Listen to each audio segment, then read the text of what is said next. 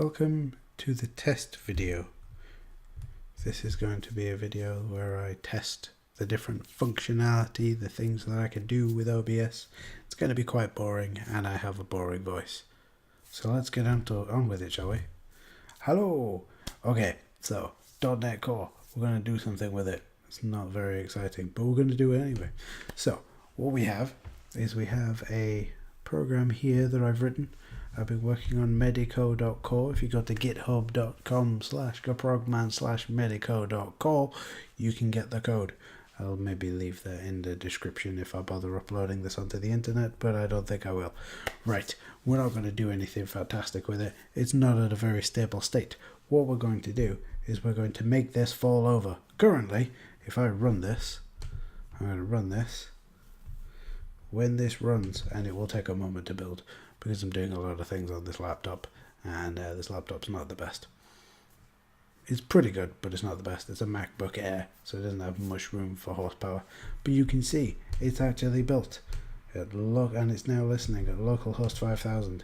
So let's go there. So if I go like this, then we should be able to see the browser. If I go localhost 5000, we should get a JSON result. Huzzah! We can see a JSON result has come back. We can see that it was successful, as you can see there. So that's pretty cool.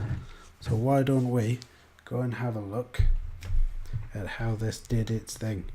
So if I go over here, if we go back to the code and we have a look, we can see that as soon as we started, our application started and we were listening on localhost 5000, we put in a request, a GET request on localhost 5000, which kicked off Kestrel. Kestrel started working. It invoked the action. It was looking for a controller that matched the request that we put in. It found a controller which matched, which was the home controller. This one here. Whoops, this one here. And it found a method that matched. And we'll have a really quick look at that. So we've got the home controller. We've got the home controller. It has a get method. Whoops, it has a get method on a slash action. If you look, I did a get on the slash action. So this is the only controller that matches. So what we do is we go into our service and we do some things and get a record from the database. That is this stuff here. We go into the database and we get some stuff. We do a select me some things, select me a medication. Isn't that brilliant? Wonderful. We bring it back. We then put it through the JSON result executor, which takes our view model, because we've converted the database model into the view model, and then we develop a response and send it out. And because this project doesn't have a fav icon, we've got a 404 there, but that's fine. That is when we did the request for the fav icon. Kestrel can't find one, so it sends us a 404, and it took 29 seconds to do that. So that's brilliant. So what we're going to do is going to make this fall over. Let me just hide this for a second. So what we'll do is we'll add a line here that says if we are in development, there we go. I'm just going to do this, right? If the environment, that's what the env thing here is. Env is the hosting environment that represents the environment that our application is hosted in. If we are in development, we are going to throw a new exception, except I'm going to spell it correctly this time. Exception. There we go. In this exception, we are going to go debug, because we're not expecting debug, and we're going to put a contra bang at the end there. Pro tip. That is apparently called a contra bang. I did not know this until a few years ago. We're going to run this again, and what we'll find, it's going to take a sip of water. Pro tip, drink a lot of water. What we're going to find is, let me move that mouse pointer. What we're going to find, oh yeah, by the way, you can't see the mouse pointer because I can't figure out how to get it to work with OBS. So that's fun. What we'll find is that as soon as this application starts, it will raise an exception. It's going to take a minute to build because, like I say, it's an older machine. Here we go. You can see it building there. Right? Excellent. So it's building, it's getting ready to run. Oh no, Do you see this? Unhandled exception. Oh, pro tip, always read the exception stack trace. So we've got an unhandled exception, debug, and it was thrown at the startup configure in my code file, line 61. So where's line 61? Let's go to line 61 and find out. Oh look, it threw it here. Well, actually, it threw it at the end of here, but there you go. So what we're going to do is, to prove that this is working because we're in development, I'm going to say is production. So is production is going to say, are we running in production? Brilliant. Where's this exception? We don't want to say debug. We want to say not debug. Excellent. Right. So what we're going to do, we're going to run this again. Excuse me. Rider is going to do its thing. Oh, by the way, this is Rider. Rider, this is everyone. Glad that you all got to know each other then. Take another sip. It's very important. So we're running this. Rider takes a moment only because what's happening here is I'm capturing this and storing it on my internal drive, so there's a lot of processing power apparently goes into capturing all of this. So there we go. Right, okay, as you can see, we've started to run it now. Remember, we're in debug, not release, not production, so it runs. And to prove that it runs, let's just prove that it's running. Shall we? Shall we prove it's running? I think we should. What we'll do is we'll go like this. This will go away. We'll put in a new request for localhost 5000. We get the results back. Let's have a look. This is where we did. It's the same stuff we talked about before. There's Kestrel firing up. There is the controller action being mapped. Here's some service stuff happening. This is in my service, our service that's being run. Here we're calling the JSON executor. We're passing it some stuff. There we go. And here we're getting the response. It took 3,182 milliseconds. How fantastic is that? Right.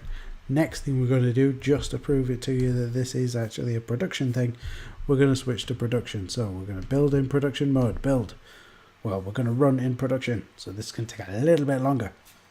It's going to take less time apparently. Who knew? Obviously not me. And you didn't see any of that because I forgot to do this. Right. What we've done here, let me redo all of that for you. Right. I'm going to redo all of that. Okay. So we were running in debug. Going to run that again. And what's going to happen is it's going to run. It's not going to fall over because we are in debug and we're saying if we're in production. Can't believe I did that. That's a rookie mistake. Then again, I am a rookie at this, so I think I'm allowed one rookie mistake, right? So we'll redo that.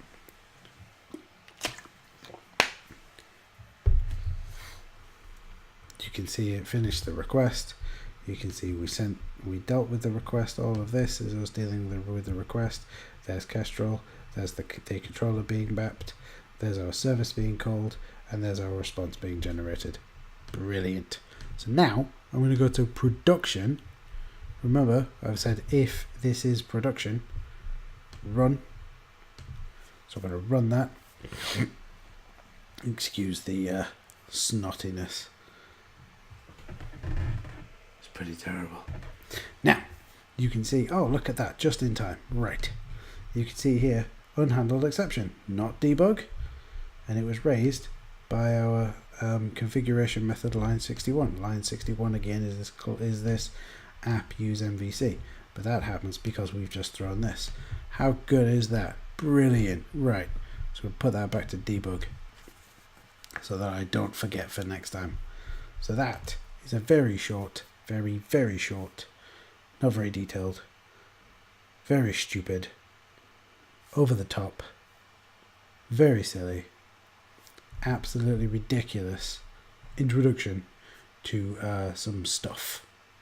Oh, I'm just going to move me across if I can. I bet I can't, can I?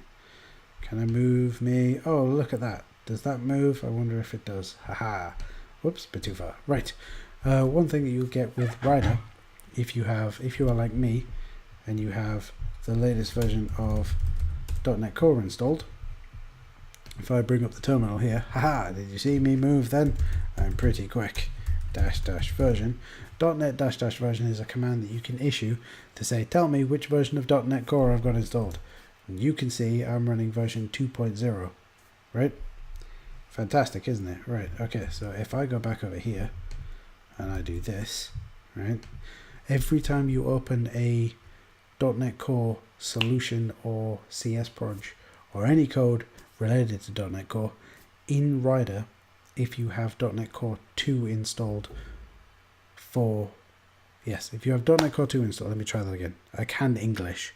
If you have .NET Core 2 installed and you open a project or a solution with Rider 2017.1, you will get the following message. Let me scroll up and find it.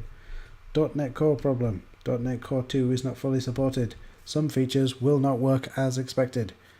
So that's fun. Just be aware of that as you start building apps. I'm going to put me back in my corner now. I wonder whether any of that worked. I don't think you saw that message. Let me try that again, because I wasn't looking at the screen. There we go. Right, you can see that now. My ugly mug isn't in the way. .NET Core problem. .NET Core 2 is not fully supported. Some features will not work as expected. So that's something to be aware of with Rider. To be fair, it's only just come out, and .NET Core 2, as of this video, as of me recording it, like sitting here right now, fumbling my way through this, buying some time at the end of it, on the 7th of August. No, I didn't just look and check. I know what day it is. I looked. Let's be honest. Well, as of today, .NET Core 2 isn't released fully yet. These are still just the previews, so it is not ready. So don't expect Rider to do all the things that .NET Core 2 supports. I can words, honest, and I think I'll leave it at that, because I'm making a real hash of this. So, bye.